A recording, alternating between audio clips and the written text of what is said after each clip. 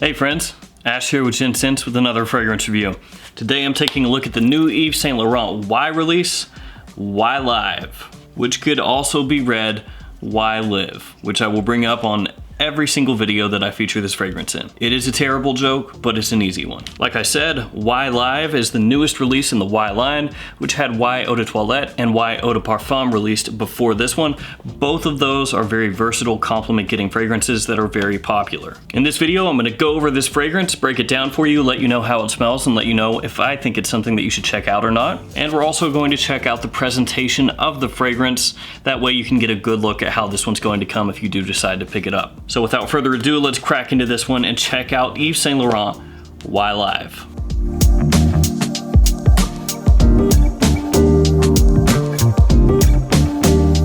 First off, the presentation, and I'm just gonna bring this up close to you, let you check it out that way. Here we've got the box, YSL, Y Live, Yves Saint Laurent down here at the bottom with the size and concentration. You've got a barcode on this side, and then yslbeauty.com on this side. On the back, you've got your ingredient information, YSL there on the top of the box, and your batch code punched into the bottom of the box. And here we've got the bottle. It's the exact same design as the other Y bottles, only this one has a different color gradation. Personally, I do like these bottles. I think they look nice. They're very classy. We've got the YSL logo on the top of the cap. It does click into place, and the atomizer on this is good. And there you've got your Y on the side of the bottle, and then on the bottom, your sticker with batch code. First thing I want to talk about here is not even anything necessarily about the fragrance.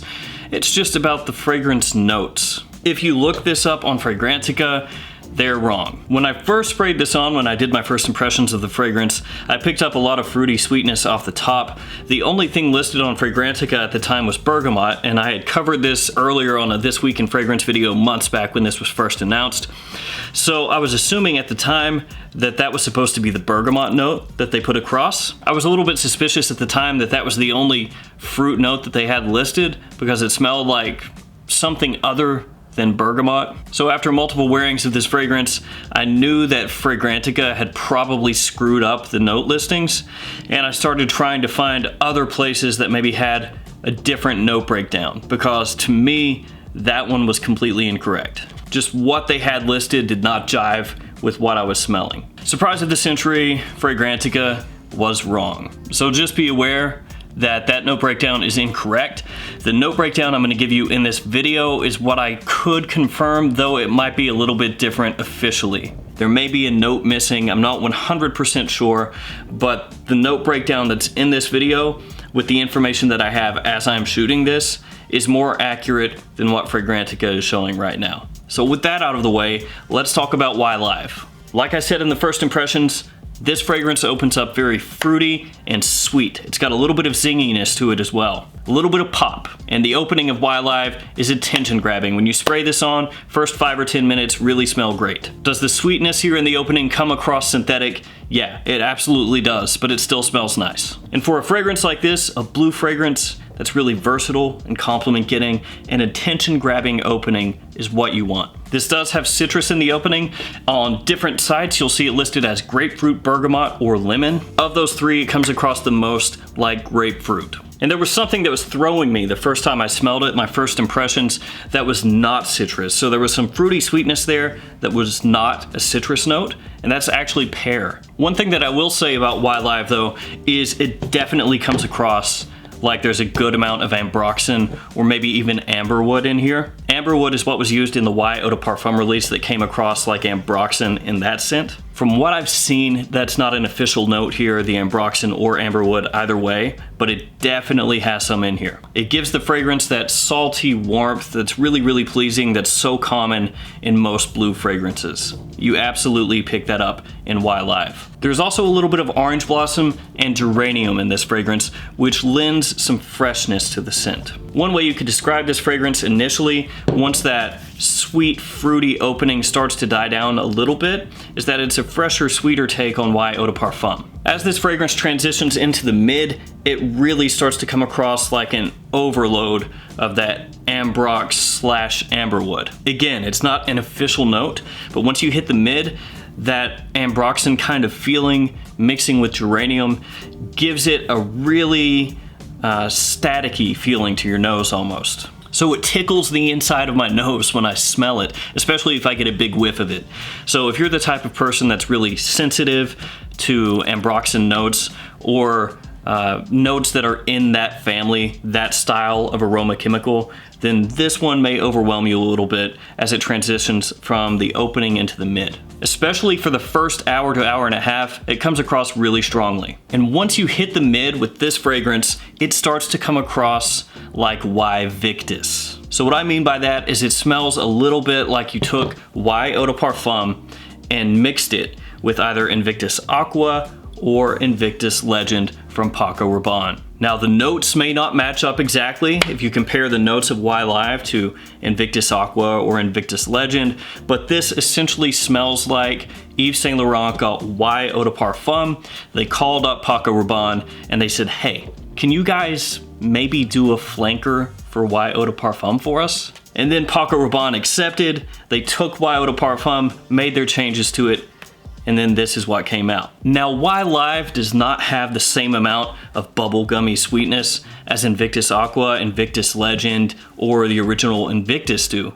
They have substantially more than Y Live, but that bubblegummy sweetness is present here and you can pick it up. The bubblegummy sweetness here is just tempered a little bit. So the geranium and the orange blossom lend a little bit of that freshness that kind of offsets some of the sweetness. Is it still synthetically sweet? Yes. It's just not as far in that direction as the Invictus line is. As the fragrance dries down, it takes on a little bit of a shower gel vibe, which again is gonna kind of throw it back to the previous Y releases. It has that familiar, almost sea salty ambroxan feeling in the dry down as well, which is another thing that kind of harkens back to the Invictus line. And what's interesting about this scent is that the base notes are cocoa and tonka. That's what I've been able to find that's really consistent, that it's cocoa and tonka in the dry down. With that combo, you would expect this fragrance to go in a gourmand direction in the dry down. Tonka is very often used with vanilla or in conjunction with vanilla in men's fragrances. Cocoa, of course, cacao, chocolate, often used to give a dark, rich, sweet feeling to men's fragrances. And those two notes combined would usually be used in a fall or a winter type scent, which this definitely is not. To me, in the dry down, it comes across a little bit more like your typical blue designer would. It comes across fresh, like I said, a little bit shower jelly, has an ambroxan feel to it, or amber wood, whatever. It does have a light, clean, woody feeling in the base in the dry down, but I can't say that I really pick up chocolate or cocoa in the base and the dry down of the scent. A bit of tonka, sure, but cocoa? Not really. To me, Y Live comes across more like a fragrance that would be used in spring and summer. You could wear it in fall if you wanted to, but it's not something I'd reach for in winter. It doesn't really have the depth or the density of a fragrance that I would typically want to wear when it's really cold outside. It's more of a warm or mild weather fragrance. Like most blue fragrances, this is a very versatile fragrance. You could wear it during the day, during night, you could wear it on a date, you could wear it to the office if you wanted to, though it is a little bit sweet for that, in my opinion. It could still work there. Easily worn casually, though it's not something I would really reach for formally just because of that Invictus DNA that's been inserted into the Y line with this fragrance. Comes across a little bit younger than I would want in a formal situation. It's not a fragrance that comes across sophisticated or mature or refined, for example. But it is definitely more versatile than your typical standalone club fragrance. You know, all those club bangers out there that are basically just used for the club and that's it. You can use this in so many more situations than that. But if you did want to use this in a club, it would absolutely kill it because the performance on this one is above average despite it being just an eau de toilette technically and eau de toilette intense. Projection on this is very strong for the first 2 hours off my skin, and after that it's not weak, it's still there, it's still projecting, just not as much. And longevity, 8+ hours every time I've worn it without issue. And let's talk really quickly about compliments or the compliment factor of this fragrance. I know some people hate talking compliments, and to me personally, compliments aren't really all that important. I mainly wear fragrances for myself, but a good compliment now and again never hurt anybody. Now I should preface this with saying that most of the time when people talk about how they got so many compliments wearing a fragrance, they're grossly exaggerating or they're completely full of crap. I know that and you know that. What I'm about to tell you is no BS. The first time I wore this fragrance, I got 2 unsolicited compliments. Now those compliments were not from people I worked with, not from people I knew, which is important because usually compliments will come from people you already know. I was wearing this fragrance when I went and got my hair cut. When I walked into the salon, as soon as I walked through that door, the girl that was working the front desk told me I smelled amazing. And I mean, it was instant. As soon as I walked in, as soon as she got a whiff. After I left the salon, after I got my haircut, I stopped by the grocery store on the way home. The girl working the cash register, same thing, said I smelled great. She asked me what it is, I told her, and I said it's not currently out in the US, but that it'd be dropping soon. Everyone that has smelled this fragrance on me has thought it smelled awesome. Somebody looking for a versatile fragrance that's gonna pull compliments, gonna be easy to wear, that's gonna last through the day or night, this is gonna be a monster. Like I said at the beginning of the video, the opening is attention grabbing, it's fresh, it's sweet, it's very pleasant, definitely synthetic, absolutely, does not smell natural, but it smells good. And then in the mid into the dry down, it's got that Why Victus thing going on. People are gonna like that. If you wanted to compare it to movies, the people that are into niche and indie fragrances, who love fragrances that have a story, that have a soul, they would be like your critics who really love art house films, indie films, films with deep meaning that you have to unravel through multiple watchings. Why Live is basically the fragrance equivalent to movies of something like Fast and the Furious. Is there too much to unravel there? No, not really. Is there some deeper meaning in the plot? No. But is it gonna make a freaking ton of money? Yep. And are most people going to go watch it and come away entertained? Yes, that is this fragrance. It's gonna make a bunch of money. People are gonna smell it and think it smells awesome.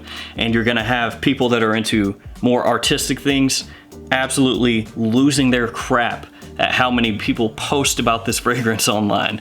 That's what's gonna happen. You're gonna have people posting about this online saying how they get so many compliments wearing this fragrance, and you're gonna have those people that are into the more artistic stuff calling them cheap. I'm calling that right now. It's going to happen. So with all of this said, it probably sounds like I absolutely love this fragrance, but honestly, I don't. Despite the compliment factor, this is essentially Why Victus. And I'm not an enormous fan of the Invictus line. I never have been, I probably never will be. And while I do think that this fragrance is more wearable to me on a day-to-day basis than most of the Invictus line, it's still not something I'm in love with. On a 1 versus 1, I'd rather have Why Eau de Parfum than Why Live. And that for me is just a personal taste thing. I don't overly gravitate toward those fragrances that have that synthetic sweetness amped up, which is very popular right now. That being said though, I will get wear from this because it's a great dumb reach. It's a fragrance that I can spray on and go and know that basically everyone is gonna like the way it smells. It fills the exact same niche as fragrances like Dior Sauvage,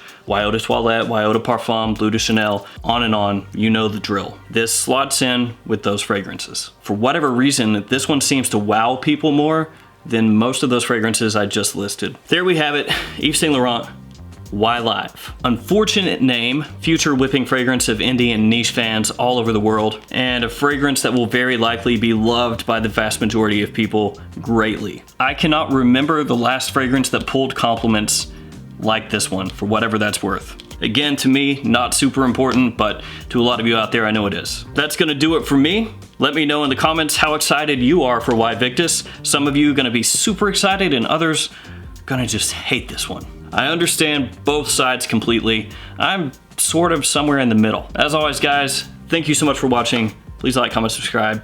I'll see you guys again next time with another fragrance video. See you guys.